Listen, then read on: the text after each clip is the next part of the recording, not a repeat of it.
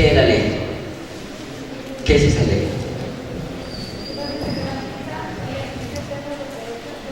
Estatuto, o Ley 1622, Estatuto de Ciudadanía Juvenil, como señalaba el doctor Alexander, pues estamos cumpliendo un año de su formulación, ¿sí?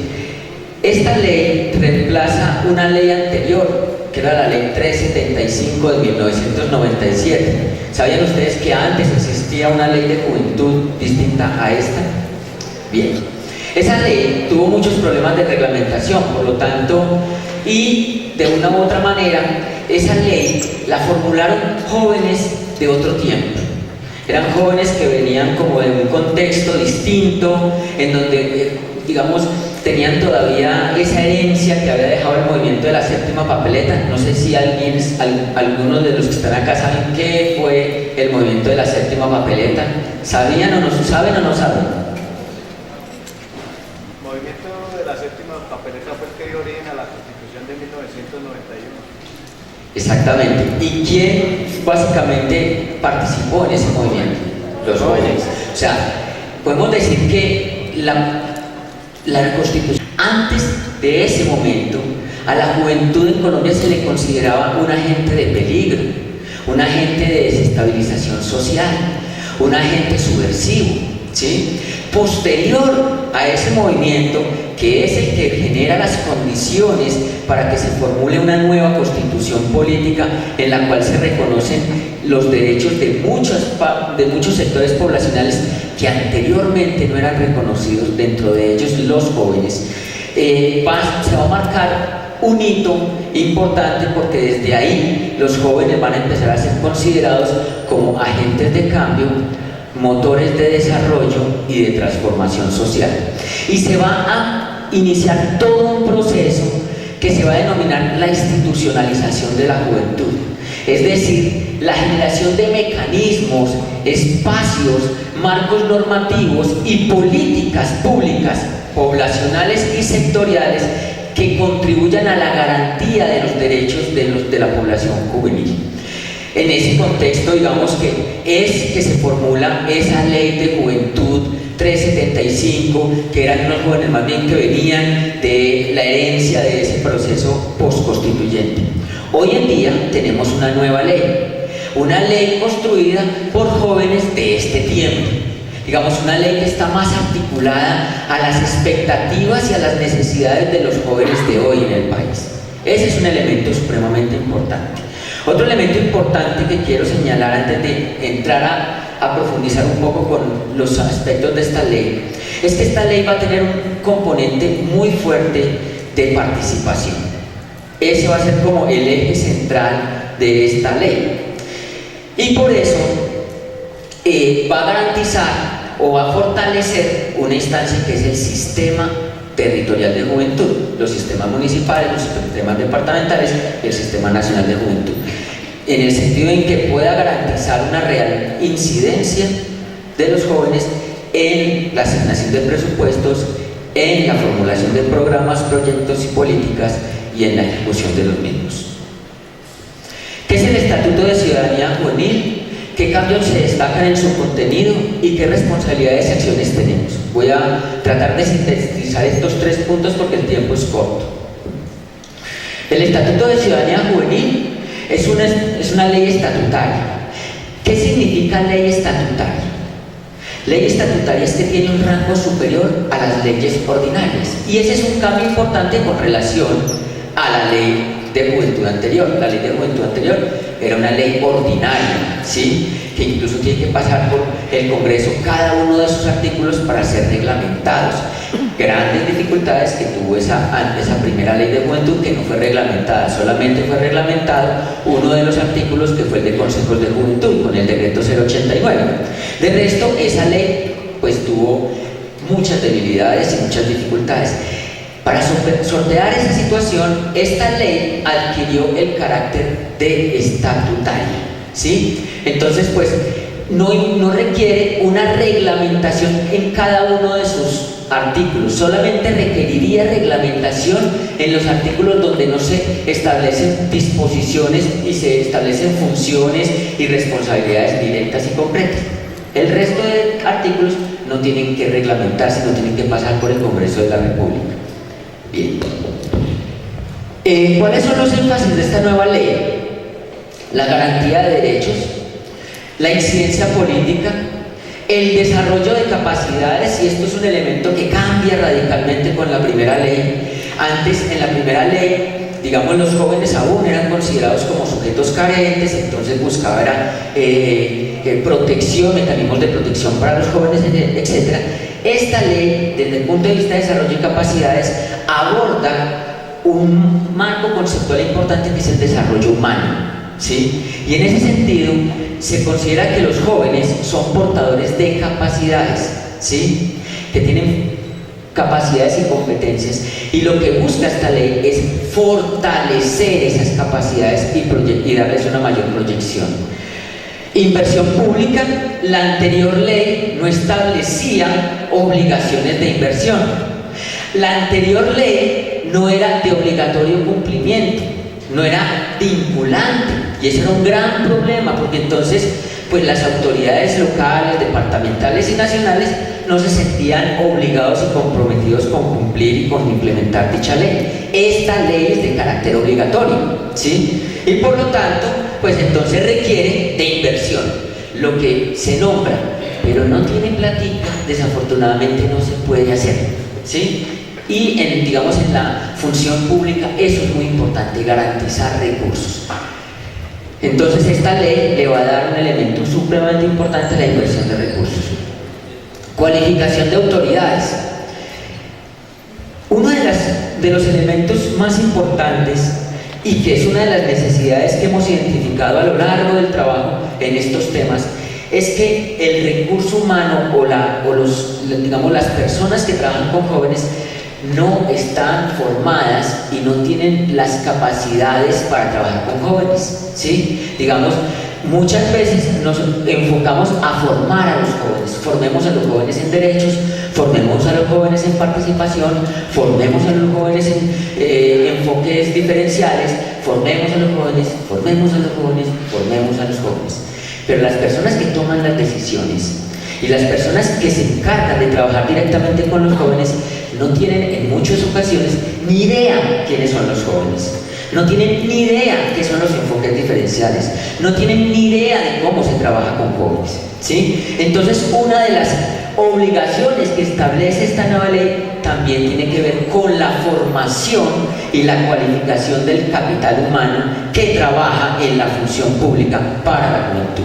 Ahora señalaba el secretario Alexander, el doctor Alexander, que hay políticas sectoriales, pero ¿cómo eso se materializa? Una de las dificultades es que tenemos políticas sectoriales, o el Estado está organizado sectorialmente, y tenemos políticas poblacionales, como la política de juventud.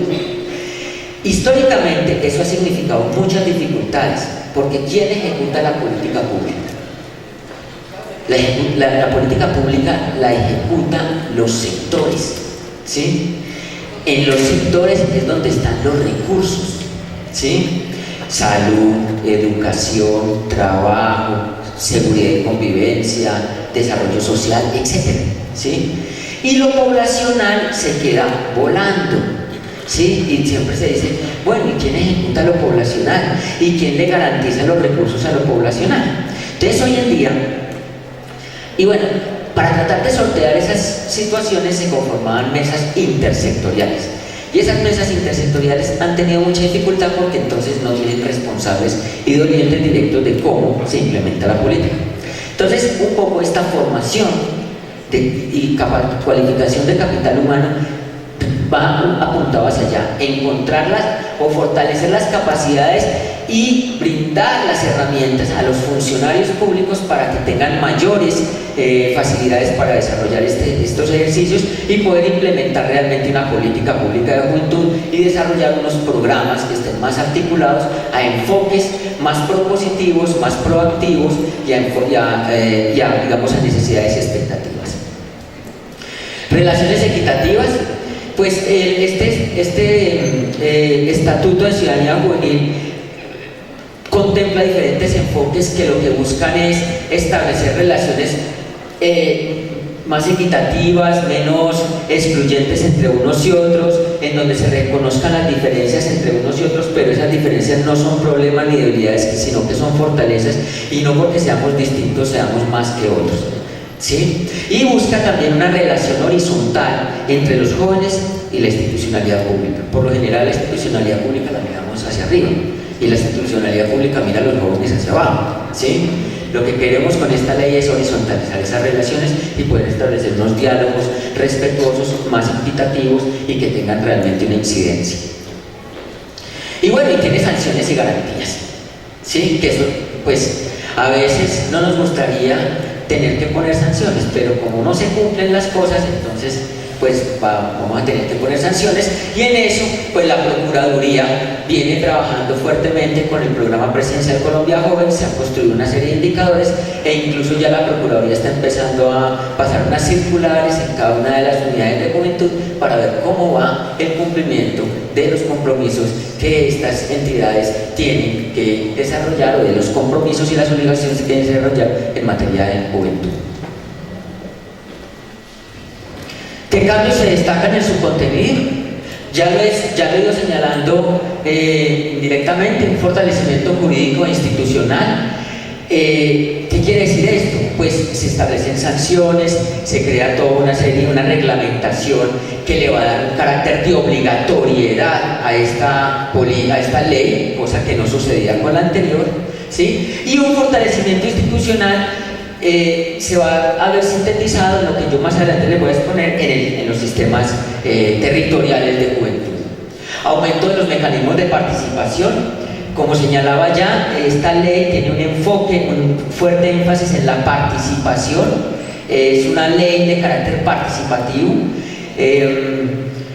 y por eso de alguna manera se fortalece esta ley, busca fortalecer los consejos municipales de juventud, darle más músculo a esas instancias, pero además crea otras dos instancias y reconoce otras dos instancias de participación, que son las plataformas y las asambleas.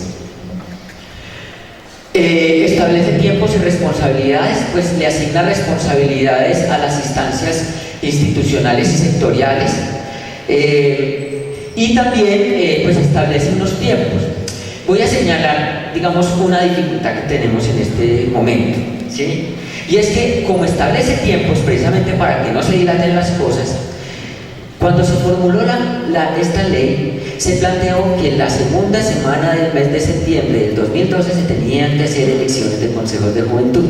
Como la ley no salió en el 2012, sino que salió en el 2013, en este momento tenemos una gran dificultad para poder elegir los nuevos consejos. Sin embargo, por medio de las plataformas estamos mirando la alternativa a esta difícil situación. Pero lo que sí va a establecer es una serie de tiempos obligatorios para el cumplimiento de compromisos. Por ejemplo, hoy en día ya estamos pasados de tiempo, ¿sí?, en la conformación de las plataformas. No solamente acá incluso van avanzados. Esto es un escenario importante, ¿sí? Hay otros departamentos en donde no se han iniciado, ¿sí? Entonces estamos trabajando fuertemente desde Colombia Joven con las entes territoriales para poder cumplir por lo menos con el 70% de las plataformas en todo el país de aquí al 30 de junio. Y crea y fortalece los sistemas municipales de juventud, que ya enseguida les voy a señalar. Anteriormente, la ley no establecía un sistema de juventud como tal, la ley 375. Simplemente reconocía los consejos municipales de juventud, la oficina de juventud, y no se sabía, perdónenme lo coloquial que voy a decir, qué carajos tenían que hacer cada uno de esas dos instancias. Esta ley construye el ciclo, le da un carácter sistémico a toda esta apuesta, ¿sí?, a todo el tema de juventud, la institucionalidad de juventud, entre ellos la participación de los jóvenes. Entonces va a establecer ya un mecanismo más sistémico, va a establecer unas funciones, unas obligaciones, unos tiempos, etc. El sistema, digamos, municipal de juventud, por decirlo de alguna manera, me voy a centrar en lo municipal, se va a componer de dos subsistemas.